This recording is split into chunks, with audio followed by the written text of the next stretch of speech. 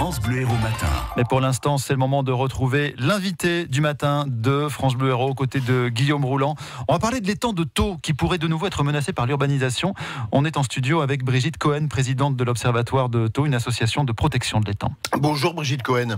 Bonjour à tous les auditeurs et puis merci de m'avoir invité. Est-ce que l'étang de Thau est plus que jamais en danger aujourd'hui ? L'étang de Thau est un milieu hyper fragile. Donc il peut être toujours en danger.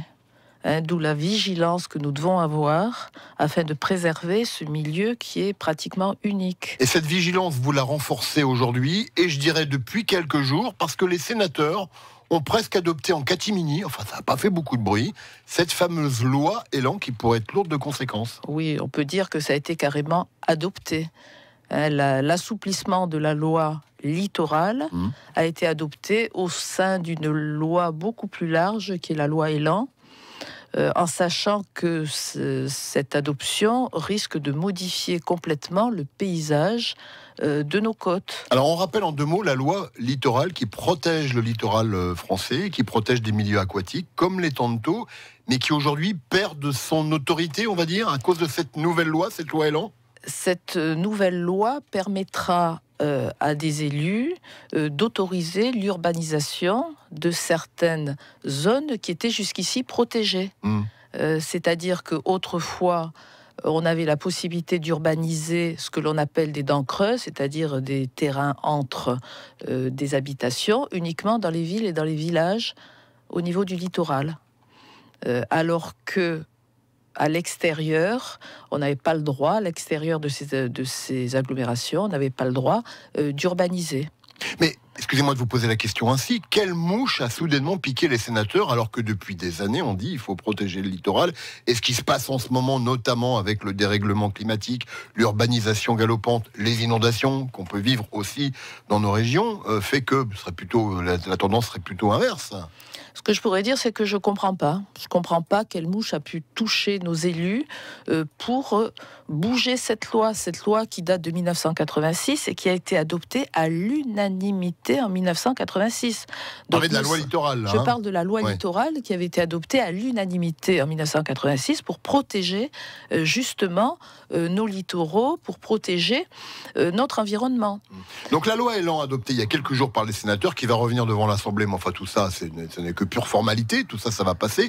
Concrètement, le risque demain, c'est quoi donc ?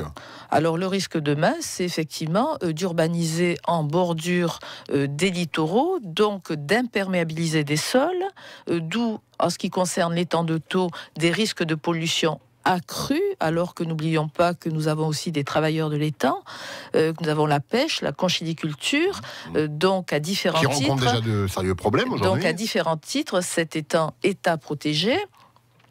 Donc, d'une part, l'imperméabilisation avec les risques de pollution.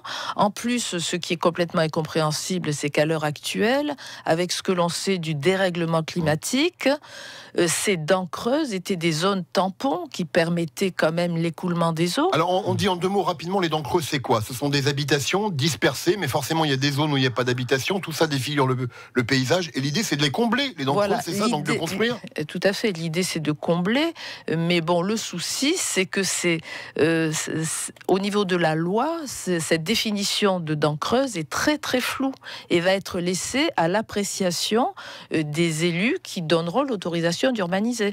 Autre chose quand même qui est très importante au niveau de cette loi, c'est que au niveau de la méthode, donc ce sera inscrit dans les SCOT et les modifications des SCOT seront soumises à procédure allégée. C'est-à-dire que les élus pourront modifier les SCOT sans concertation. Alors c'est ça aujourd'hui que l'Observatoire lance une mise en garde aux élus. Vous leur dites attention à ce que vous allez faire. Exactement. Et on est à 2 ans des municipales. Attention, effectivement, nous sommes là pour interpeller, pour sensibiliser, pour protéger, pour proposer.